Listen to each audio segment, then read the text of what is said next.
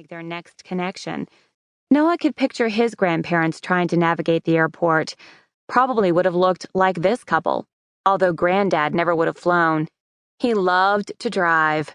Noah stepped in front of the couple. "Is there something I can help you with?" The old man spun around, then slowly raised his head from his slumped stature all the way to meet Noah's grin nearly a foot above him. "Why, yes, I think you can. Where is the baggage claim?" "Easy," Noah said. "Follow this long hallway all the way to the center, then turn left." The old man glared at his wife. Noah stifled a grin, about to even the score.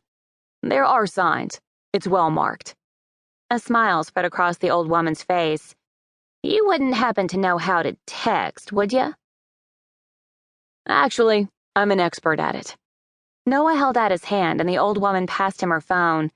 "Who are we texting?" "Flynn, my granddaughter." "Interesting name." Noah hit the contacts list and swept through the very sparse entries to one labeled Flynn Crane. He tapped the screen, which displayed a picture of a blonde woman who appeared to be about his age and not half bad looking, then typed in the message, "Plane is early. See you at the baggage level carousel in Terminal 1. A loud swoosh sounded as the text went out. The old woman clapped her hands. "Thank you. She sent me this phone and I'm still figuring it out." "No worries." Noah leaned down between the couple. "To send her another message, click here and type in the message, then hit this button. Got it?" The man, who'd been peering over the top of his glasses, pushed them back up on his nose. "Thanks, son." "You're welcome." Turning, he hitched his duffel bag up over his shoulder, making a beeline for the baggage claim area where he was supposed to be meeting Jackson and the guys. Noah's phone went off in a trio of alerts. He pulled it from his shirt pocket and thumbed through the messages. Jackson.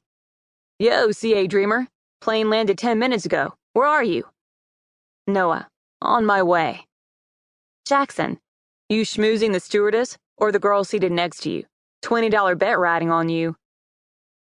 Then Jackson texted a picture of himself and Ford, mugging for the camera, waving $20 bills. Noah laughed. Boy, they'd be disappointed to hear the real reason he wasn't down there yet.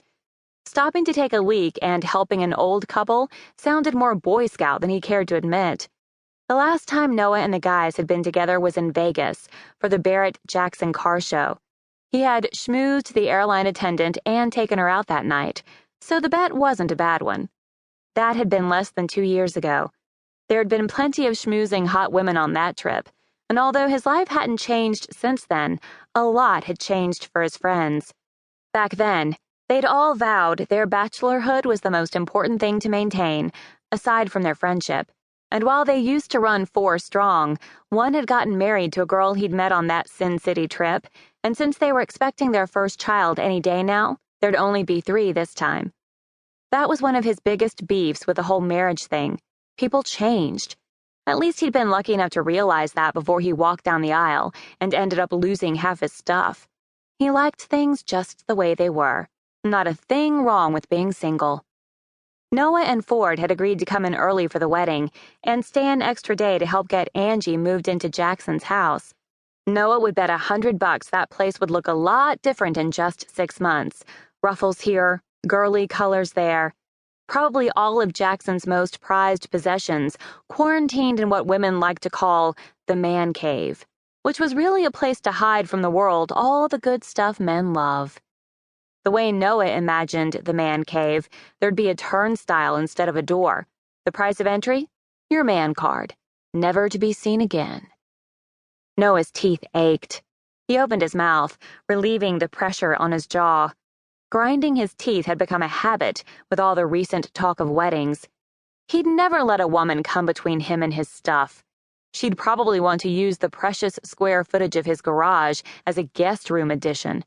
No, ma'am, not in this lifetime. And now Jackson Washburn, who he'd thought would be the last one of their tightly knit group to marry besides himself, was getting married to a girl from this tiny North Carolina town. Noah felt even more tied to his bachelorhood. He had a week to talk his best friend out of this crazy delusional state, or at least slow him down. What was the hurry anyway? Jackson and Angie hadn't even